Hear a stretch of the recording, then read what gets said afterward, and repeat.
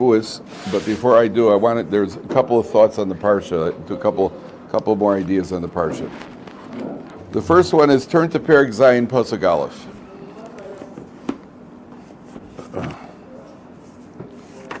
Page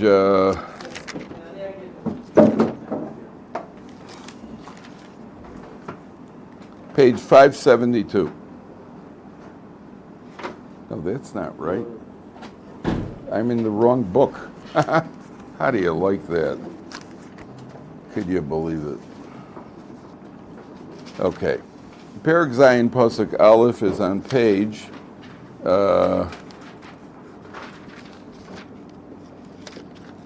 764.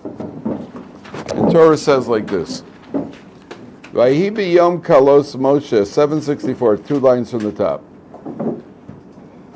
Vahi b'yom kalos Moshe lahakim es Mishkan, on the day that Moshe finished assembling the Mishkan, vayim shachoso, he anointed it, vaykadesh, he sanctified it, ves kol kelav, and all the utensils, ves hamizbeach, ves kol kelav, the altar and all of its utensils, vayim shochem vaykadesh, he anoints them and he sanctifies them. Now, if you take a look at Rashi, so Rashi says, where does he bring it down? Where's the Rashi? 4 lines from the bottom in the right column. It says, B'yom kalos Moshe lahakim. V'lo ne'emar b'yom hakim. It says on the day that Moshe finished putting it up. It doesn't say on the day he put it up. Milamed, that teaches us, shekol shivas yemei hamiluim, all 7 days of the inauguration, haya Moshe ma'amido umefarko. Moshe would put it up and he would assemble it and disassemble it by himself, the whole Mishkan, every day. And you think Erev Pesach cleaning is hard. On the last day he put it up and he didn't disassemble it. The kachnemar biyom kalos Moshe. That's what it says on the day that Moshe finished. Because before that, Moshe didn't finish. He put it up and took it down every day. Okay, obviously, we're talking about Moshe Rabbeinu and miracles and so on and so forth. I have a friend in Baltimore, a rabbi in Baltimore, Menachem Goldberger, good friend of mine. Became a rabbi, but he's still a good friend of mine. And so he said a profound insight here. Only you caught that. he said he has a profound insight here. He said the idea of assembling and disassembling it, putting it up and taking it down for 7 days is an allusion to our entire approach in serving HaKadosh Baruch Hu, which means that sometimes we create a structure for ourselves. And we think that we have now achieved the correct approach, outlook, or whatever it is.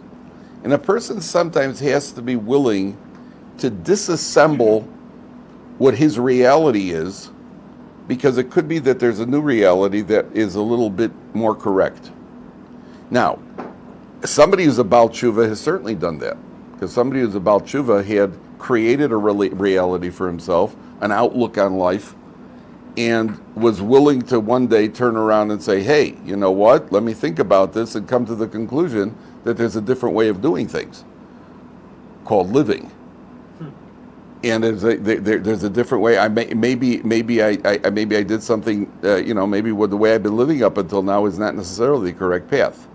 In Yiddishkeit, it could also happen, where a person thinks he knows himself, and he decides that I'm going to try to serve Hashem a certain way.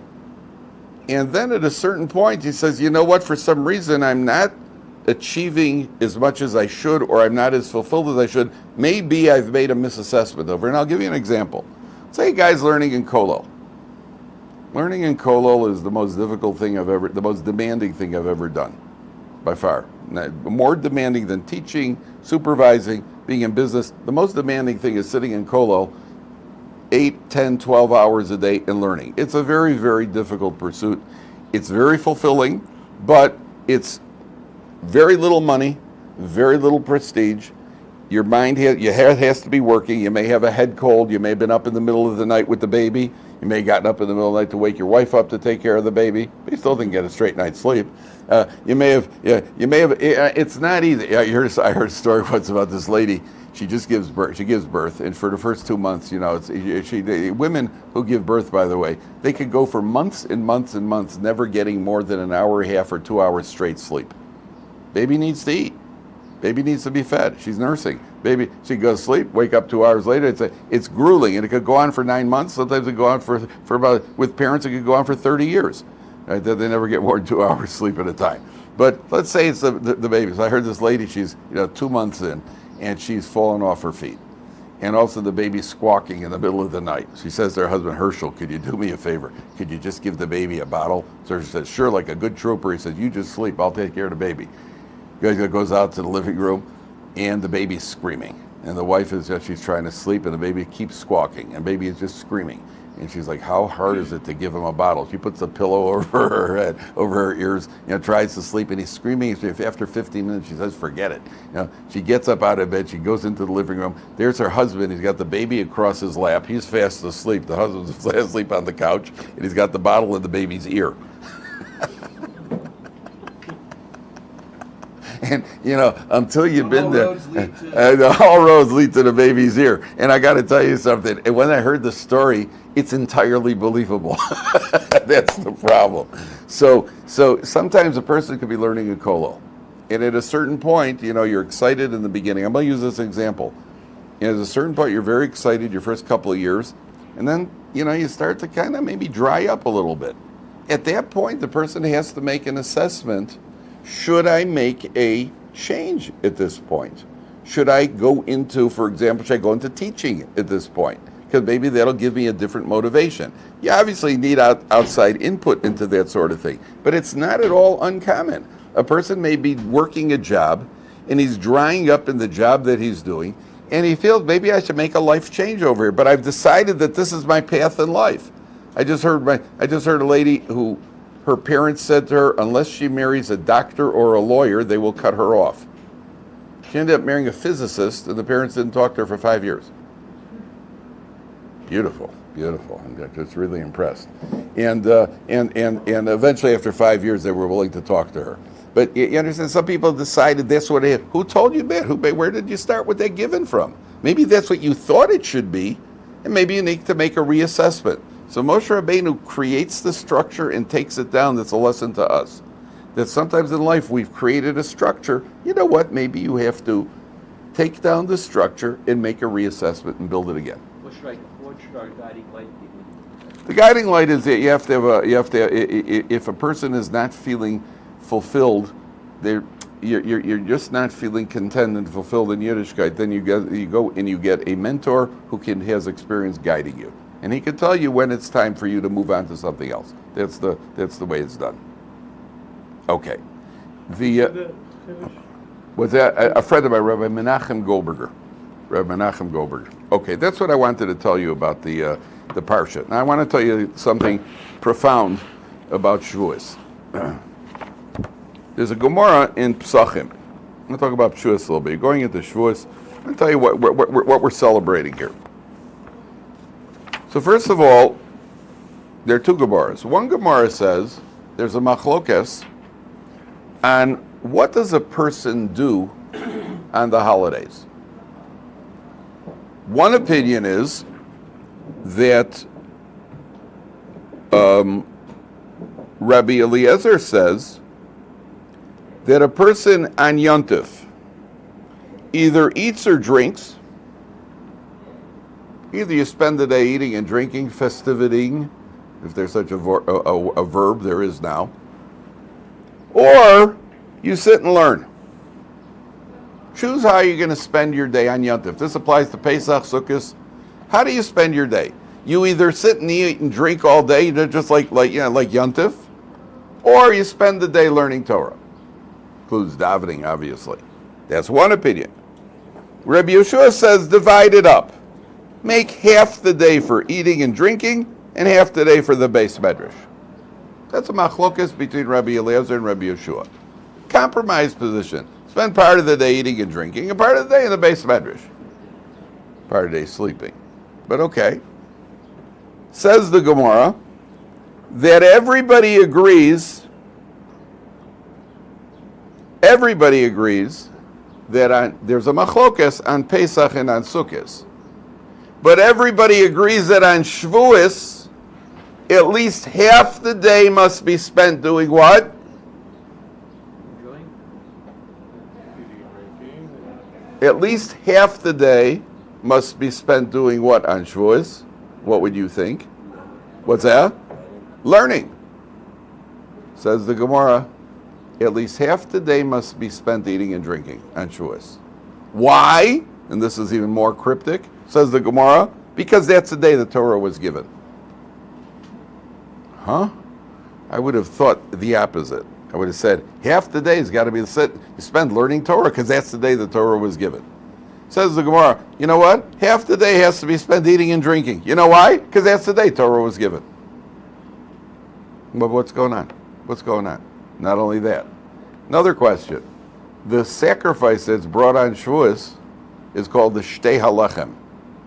You know, they're the 12 breads that are normally put in the Beis HaMikdash. And then they have the Shtei HaLechem. Now, the 12 breads that were baked like matzah. The Shtei HaLechem that are brought on Shavuos are baked as chametz. The 2 breads are baked as chametz. On Shavuos, that's the offering. Why? The answer is because chametz represents pleasure. That's why we put it away for Pesach for 7 days. It represents pleasure. And the Torah was given us so that we should realize that to enjoy this world,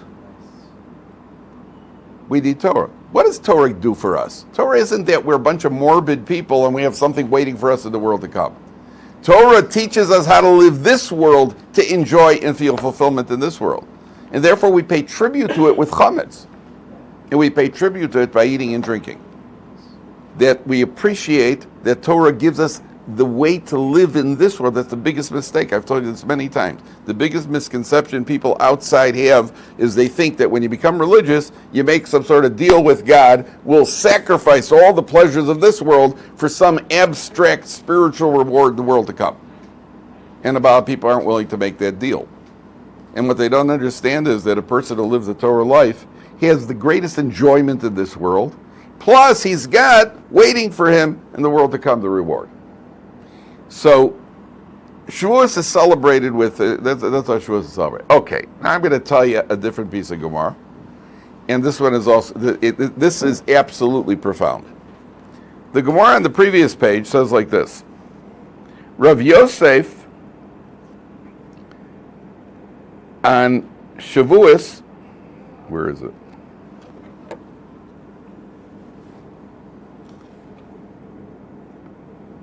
Oh no, it's over here.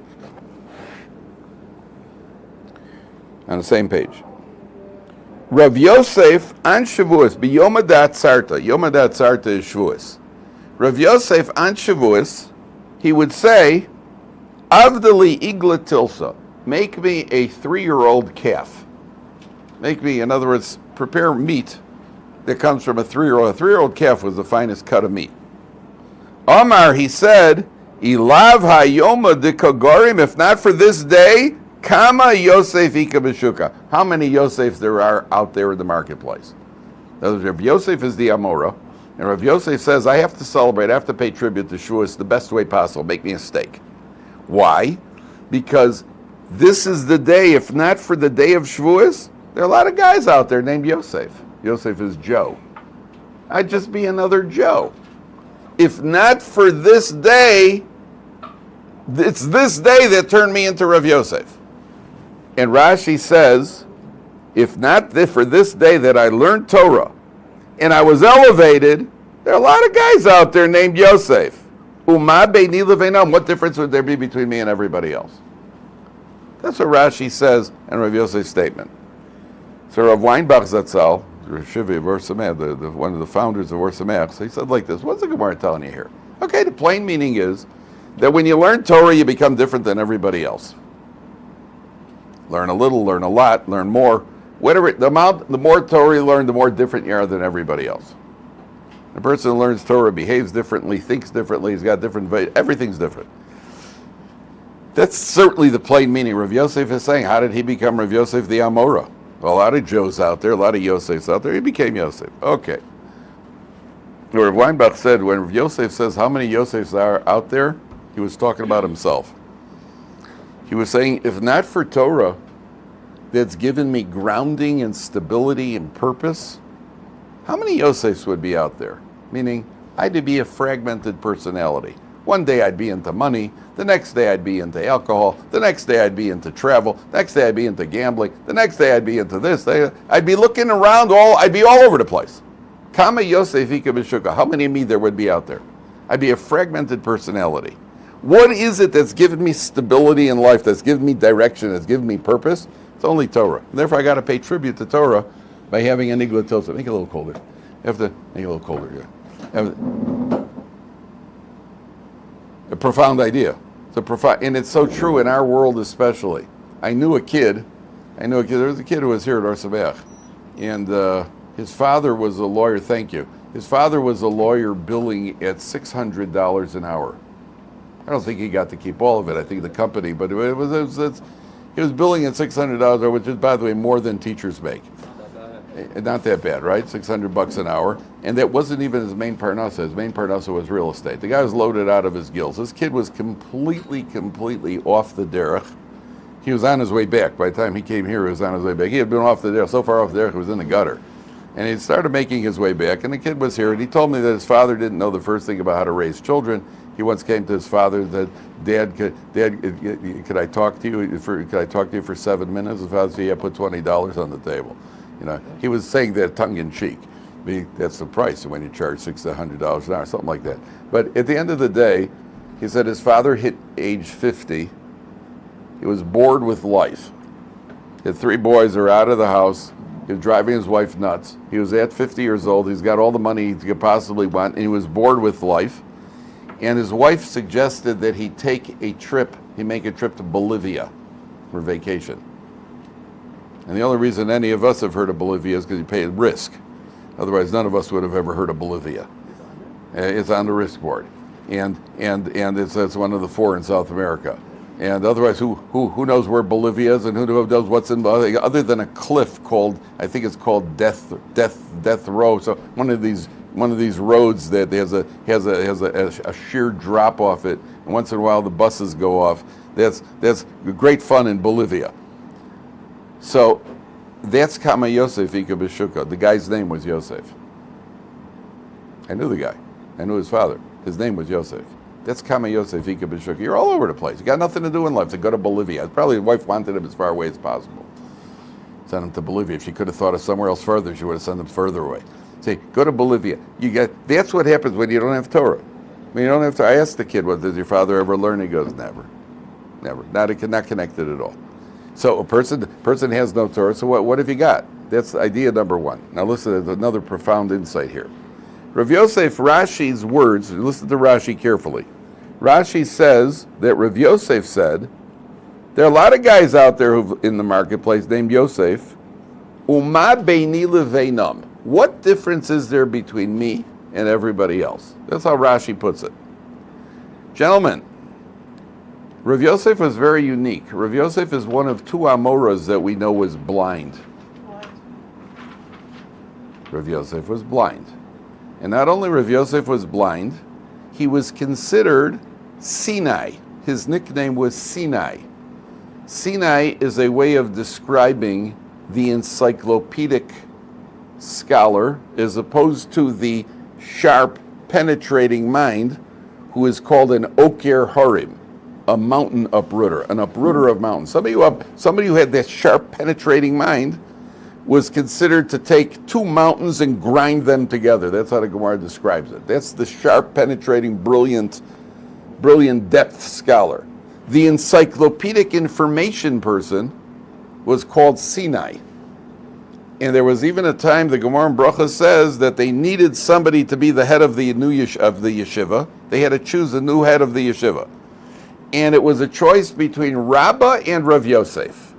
And the Gemara says, Rav Yosef was Sinai, and Rabbi was Oker Harim. Rabbi was the penetrating, brilliant scholar. And the Gemara says, who has higher rating? The encyclopedic scholar or the brilliant scholar? Who's got the higher rating and he'll be the Rosh Yeshiva? What do you think the Gemara answered?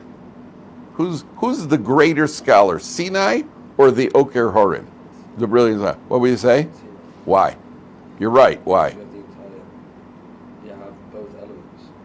Well, he doesn't have the same brilliance. He doesn't have the penetrating brilliance. He knows everything on the same. The way the Gemara puts it is, everybody needs the wheat merchant. That means before you grind mountains together, you have to have information to know what you're grinding together. And nevertheless, Rav Yosef insisted that Rabbah take it first for 22 years. How do you learn without being able to see? Oh, very interesting. And Rav Yosef was blind, which explains why he's Sinai. It's not how, that's cause and effect. When you're blind, you have an urgency to remember it because you can't see it. We got a kid in the other yeshiva. We got in the other yeshiva. It's his 4th year in the yeshiva, blind. He has one of these electronic braille things that he uses. On Shabbos, he can't. He has regular braille for davening and stuff. He's been in the yeshiva 4 years. First of all, I've never seen him in a bad mood. He's always upbeat. It's remarkable. And number 2, he's got a phenomenal memory. Remembers everything. Also, the phenomenal hearing. There's a certain compensation, and he's got he knows a tremendous amount because there's a greater urgency. Memory is based on the urgency to remember it, and so Rav Yosef is a tremendous scholar. Now he's blind, and Rav Yosef says, "Oh, I got to pay tribute to Shavuos because." If not for this day, there are a lot of guys out there, and what difference would there be between me and them? Whoa, Rav Yosef. What difference would there be between you and everybody else? They can see and you're blind. Can't get much more bigger difference between two people than that, other than a Cub fan and a Sox fan. There isn't a greater difference between two people. A guy can see, a guy's blind. Blindness, the Gemara says, is as if he's dead. A blind man is one of the 4 people considered as if he's dead. You don't understand what difference would there be between you and everybody else? So what's Rashi telling us? Rashi's telling you the difference between a blind man and a man who can see is this what? The difference between a man who's absorbed Torah and one who hasn't is this wide. A person who's got a Torah head and a person who thinks from a Torah point of view is that much different than a person who's never learned Torah. That was the example I gave you, that halachic question this morning, which a person who has never learned Torah wouldn't appreciate it. He wouldn't even know what you're talking about. And the Gemara says that a person who learns Torah, is different than everybody else. The Chazon Ish says that a person who learns Torah walks around the marketplace, he looks like a human being. He's got 2 ears, 2 eyes, that's my nose. I always get confused. He's got 2 ears, 2 eyes, 1 nose, a mouth. It looks like everybody else. Hopefully, only 1 nose. He looks like everybody else, but he's really a malach among man. He's a celestial being walking around human beings. It's a completely different life. It's a completely different head. It's a completely different goal. It's a completely different. Everything is different. Once you learn Torah, everything is different. You know, when I first got married, so I was never good with directions, and we had to drive. We were married for about 2 weeks, and we had to go to. We're in Chicago, and I had to drive from Chicago to Columbus, Ohio, about a 7-hour drive. So my father, Ova Shalom, sat down with me, and he gave me directions. I had to pick up I-70 to go to Columbus. So my father sat down with me, gave me directions, and to get out of Chicago, there's like one of these 12-lane highways. So he told me, listen, you got to get into the 3rd lane from the right, and then you got to jump over to the 5th one from the left, one of those jobs. And he explained to me how to do it, and he said, then you pick up I-70, and then after about 10 minutes, he says, you got it? And I said, yeah, and we both knew I didn't. So my wife and I get in the car. It's about 10:30 at night. We start driving. And we drive for about an hour and a half. as we leave Chicago, I was in the third lane, then the left lane, I just had that sinking, I don't know. All right, let's drive. We drive for about an hour and a half, and I see a sign. My wife got eagle eyes. She sees a sign that says Detroit, 235 miles. Now that's bad, because Chicago's here, Columbus is here, and Detroit is here. So I get off the road, it's midnight. I get off the road, I get to a truck stop. I pull into this truck stop, and there's a lady behind the counter, you can imagine. And I say to her, hi, could you tell me how to get to Columbus? She goes, well, just wait a second. Roy, she calls out Roy. Roy's a trucker. So Roy comes out, and Roy looks like he stepped right off the cover of Truckers magazine. He's got the mutton chop sideburns, beer belly. He's got a cheeseburger in his mouth, a Marlboro in his hand. Roy comes out, says, Roy, can you tell this guy how to get to Columbus? So Roy says, well, where are you coming from? I said, Chicago. He looks at me and goes, Chicago? Boy, are you messed up.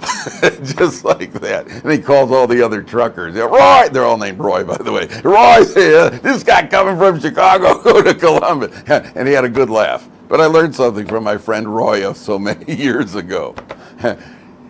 You got to know where you're going. Otherwise, boy, are you messed up.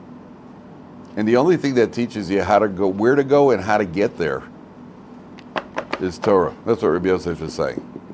You got to know. You got to have a guide. You have to have something that's going to give you guidance, something that's going to take you in the right direction. By the way, on the way back, I have told you I was not good with directions. So we left Columbus to go to Chicago the next day, or 2 days later, we had our flight to Israel. We're leaving from Chicago.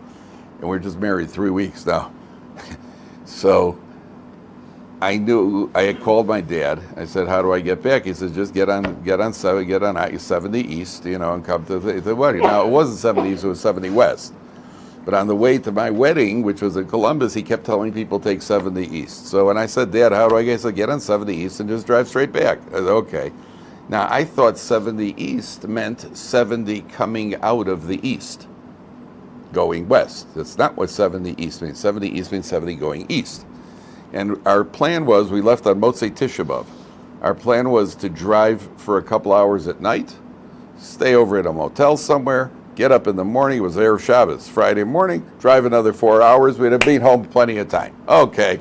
So we go driving for about 2 hours, and it's great.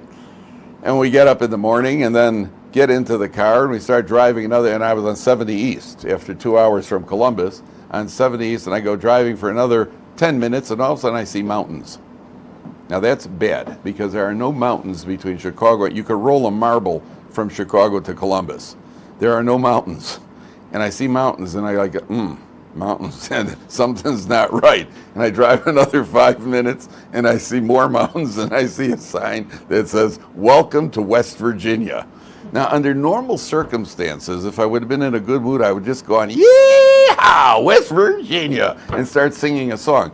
But I was not in a good mood. So we had we had 10 and a half hours to make a 9-hour drive to Chicago, which is not a lot of wiggle time. So I get back in my car, it was a Camaro. I get back in my car. My wife of 3 weeks, who all along had been saying, every time the needle went over 55, she said, you're over the speed limit. So I get back in the car, she says to me, floor it. It was music to my ears. The whole thing was worth it just for that. So I fell into, there were trucks. And those were days, remember the CB radios? That was back in the day, CB. So what I did was, everywhere I saw trucks, I got between two trucks, because they were speeding. And I figured the cops hated the truckers. I figured if anybody's going to get a ticket, it'll be them, not me. So I did 85, 90 till we got to go 45 minutes before Shabbos. Yeah, it wasn't good. And I learned another lesson. You got to know where you're trying to get to. And the only thing that tells us where we get to is, and that's what you guys should spend the day Shavuos. You have Shavuos coming up. Part of your day should be spent saying, thank you, Hashem. I don't mean thank you, with the music. Isn't there the song, thank you, Hashem? Don't sing it. You could if you want to. Yeah, thank the Ribono Shel Olam. They gave you the seichel to choose this path. Because this is the path that gives you Olam Hazeh. And then there's the benefits of Olam Haba. Huh? Chazak Baruch. Chazak Baruch. You guys have an enjoyable Shavuos. Don't eat too much cheesecake. Don't eat any. Stay up all night. They're different